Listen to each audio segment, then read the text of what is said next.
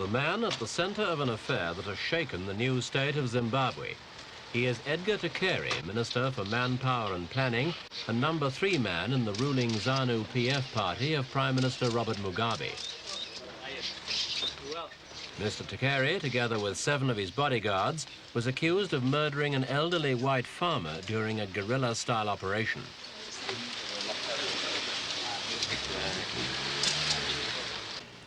The trial has focused attention onto some major problems facing Zimbabwe, which became formally independent from Britain in April. The process continues of whites passing on authority and responsibility to blacks, yet here the presiding judge, like most of the council, is white.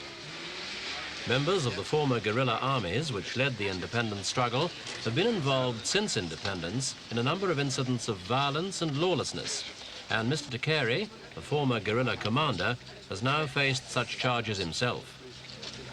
And there is the problem of tribalism. Mr Takeri, a Shona, has claimed in court that he believes the Entumbane-dominated Zipra forces were planning to kill him. Mr Takeri's presence in the dock was surprising, not only because he is a government minister, but also because he has been one of Prime Minister Mugabe's closest friends. They spent 9 years together in Salisbury Central Prison until their release in 1975. While awaiting trial, Mr Takeri was allowed bail, but there was no question of him being given any other preferential treatment. Meanwhile, he was treating news reporters with unaccustomed caution. When it's time to give you a statement or anything, we shall be consulting with the police and giving that to you properly. Please. So the police made any attempt to arrest you? No. No. What's happening at the moment? During a recess, the court officials and the defendants made a special trip to Stamford Farm, southwest of Salisbury, in order to reconstruct the events of August the 4th. Mr Takeri had helped to dispel some uncertainty in the minds of his followers, who include radical students and former Zanla guerrillas, by admitting that most of the basic facts of the prosecution case were true. He and 7 bodyguards had carried out an armed attack on that day in August, advancing from their own buildings nearby against members of the regular army guarding installations. It has been alleged they fired about 300 rounds from their Soviet-made AK automatics during the military-style assault. Mr Takeri insisted on wearing a military uniform on the farm visit, and one of the defence's main contentions was that the attack was in fact a military operation aimed at suppressing terrorism. An eyewitness, Ralph Chadwick, gave his version of what happened. Well, there was a little army base camp with 4 or 6 African soldiers, unarmed, looking after the place. This was obviously the target, and they went for them. And then, at the same time, they thought they'd take out the European homestead at the same time.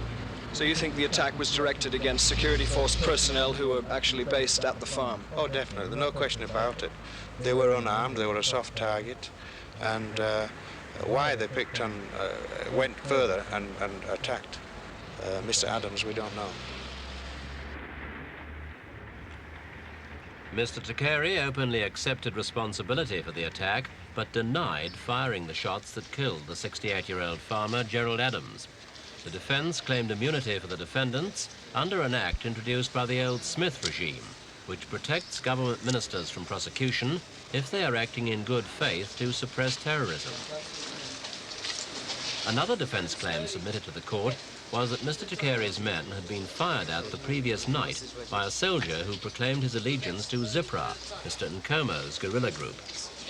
Mr Takeri, like Mr Mugabe, a Shona speaker, said his life had been threatened by Zipra, and he believed the shooting had been a part of a planned attack against him. That was why he had led his men out the next day.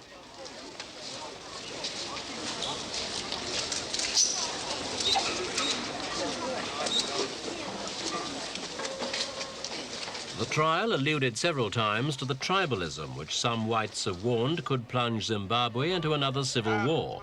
though government leaders, especially Robert Mugabe, never ceased to renew the call for reconciliation. In short, Comrade Chairman, reconciliation can be summarized in this way. Accept us and we shall accept you. It is acceptance for acceptance. It cannot be a one-sided affair.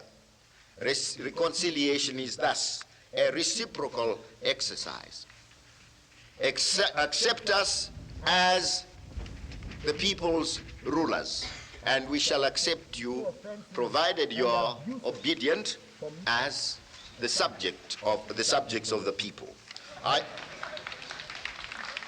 I hope, Comrade Chairman, I have done justice to the topic on which you desired me to address your member.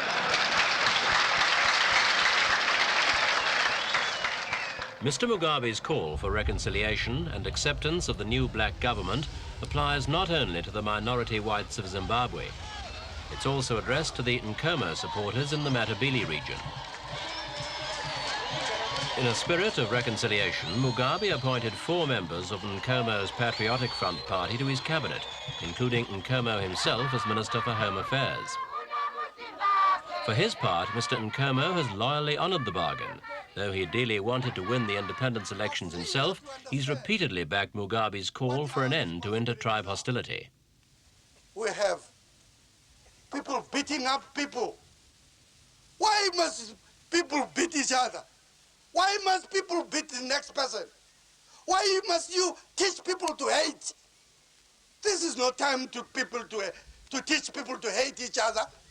This is the time to teach people to respect each other, to accept each other, not to hate, not to roar, not to kill. It is because we don't understand. Nobody must go about running around with grenades and with AKs at this time to try and persuade people by means of that. If you go about running around with AKs to persuade people, it shows you have no support.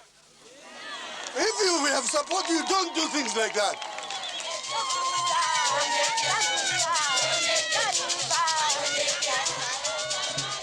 The Mugabe and Nkomo rivalry dated back to a split in the nationalist movement in the early 1960s, based partly on ideological and partly on tribal divisions. But the two leaders officially buried their differences after the independence elections.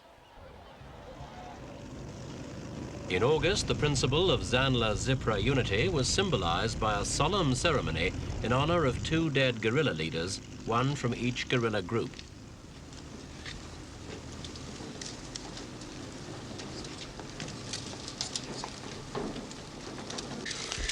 Both Mugabe and Nkomo had lost close friends. One of Nkomo's deputies, Jason Moyo, was killed at one of Zipra's bases in Zambia, and the overall commander of Mr Mugabe's Zanla forces, Josiah Tongogara, died in a road accident in Mozambique late in 1979. He was recognized as a key figure in military and political affairs and had been expected to play a leading part on the Rhodesian Ceasefire Commission in the pre-independence period.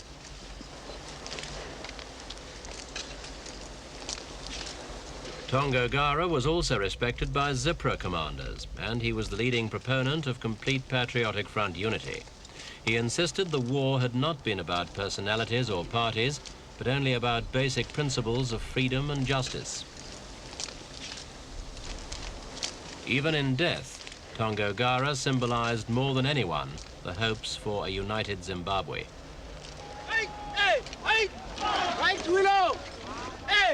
That unity will also be needed to integrate these formerly divided guerrillas into the new Zimbabwe National Army.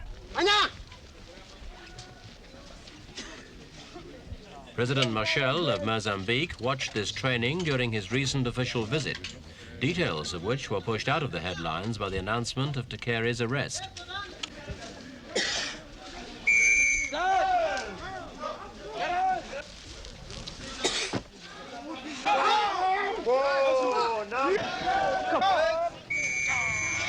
The official policy is to absorb as many former guerrillas as possible into the regular army. Some 35,000 men gathered in the assembly points in the run-up to independence, And the frustrations of camp life led to serious outbreaks of fighting and lawlessness. A difficult transition from guerrilla activity to the discipline of an organized army. Down! Up! Down! Up!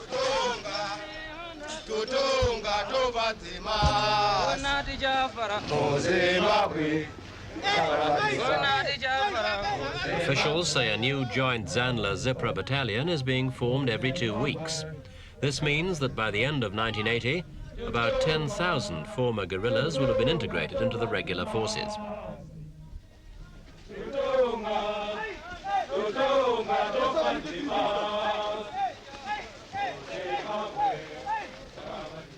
In recent weeks, thousands of former guerrillas have been arriving by the truckload in the Salisbury township of Seke. They come from assembly points around the country.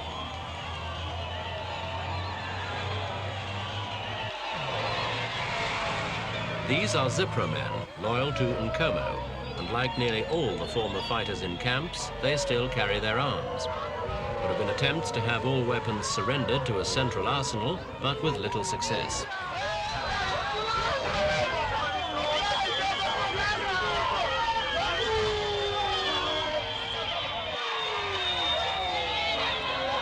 There are powerful factions within both former guerrilla armies which feel that the changeover to majority rule has not brought with it all of the things they fought for. Zipra and the Patriotic Front politicians are not completely satisfied with having 4 cabinet posts and Mr Nkomo as Home Affairs Minister. They have been further incensed by speeches and media statements by hardline ZANU officials who carry out a continuing war of words against Mr Nkomo and his followers. A campaign which must be seen in part against the background of local elections due before the end of the year.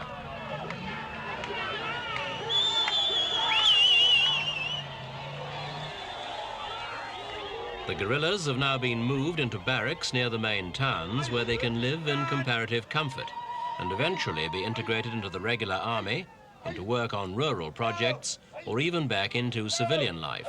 But their rivalry has continued.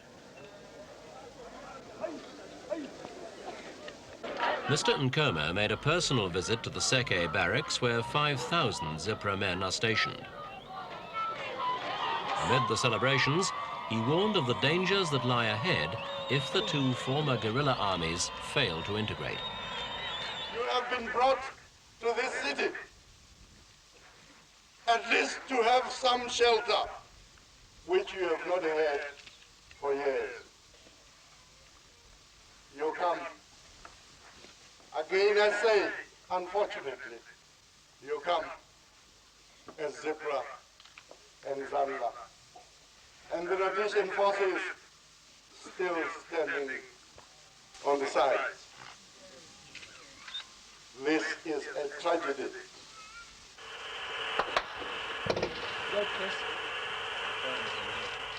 A tragic example of the rival armies' failure to unite erupted on November the 9th into the worst factional violence since independence. The place, the Entumbane township outside Bulawayo in the heart of the Matabele region. In Sindebele, Bulawayo means place of slaughter. Police and regular troops sealed off the area to contain the exchange of fire between Zipra and Zanla units garrisoned in adjacent camps. They are pulling out trap, they are helping them out. Okay, well they must not cross the road. The trap people must come down here and we will feed them back, okay? If they don't do that, then they're going to have a confrontation because our orders are nobody is to cross the road. Officials from both sides did their best to mediate, but the fighting went on for 36 hours. It had started following a rally by ZANU PF in Bulawayo, which was seen as a provocation by the local Zipra supporters. Shouting and scuffles eventually led to exchanges of mortar, machine gun and small arms fire.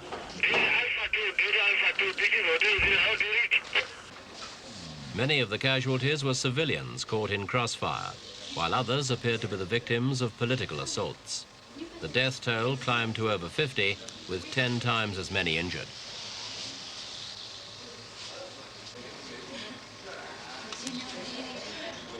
In spite of high-level calls for unity, there are officials and even ministers who clearly are ready to continue the Zanla-Zipra struggle.